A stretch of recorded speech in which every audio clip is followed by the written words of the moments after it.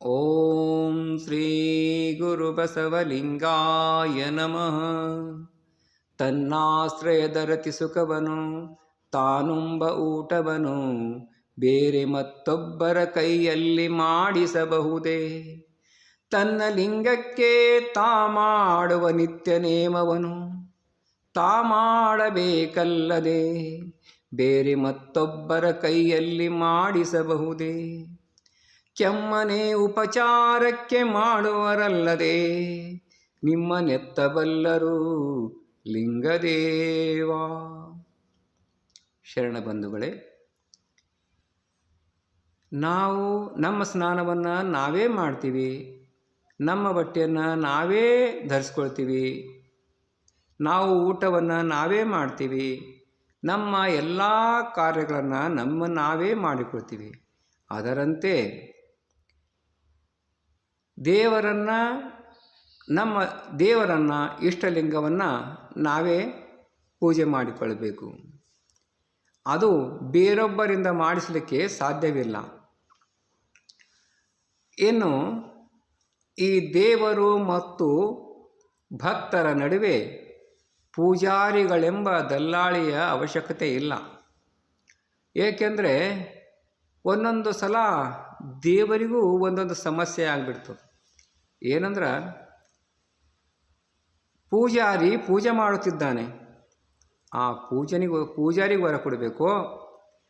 ಪೂಜಾರಿಗೆ ವರ ಕೊಡಬೇಕು ಅಂದ್ರೆ ಆ ಪೂಜಾ ಸಾಮಗ್ರಿಗಳು ಪೂಜಾರಿದಲ್ಲ, ಅವು ಭಕ್ತನದು.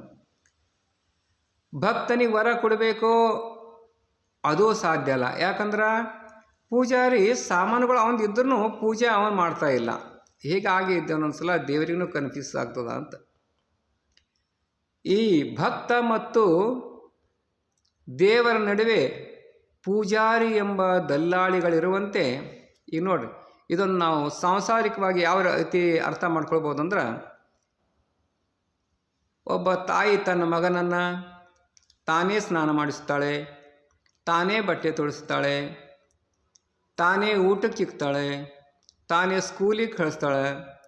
ಎಲ್ಲ ಕೆಲಸವನ್ನು ತಾಯಿ ತನ್ನ ಮಗನ ಕೆಲಸವನ್ನು ತಾನೇ ಮಾಡ್ತಾ ಬಂದಾಳು. ತುಂಬ ಒಳ್ಳೆಯದು. ಇನ್ನು ಮಗ ಪ್ರೌಢಾವಸ್ಥೆಗೆ ಬಂದಿದ್ದಾನೆ. ಬಂದ ನಂತರ ಮಗನಿಗೆ ಮದುವೆಯನ್ನು ಮಾಡ್ತಾರೆ. ಮದುವೆ ಮಾಡಿದ ನಂತರ ತಾಯಿ ಆದವಳು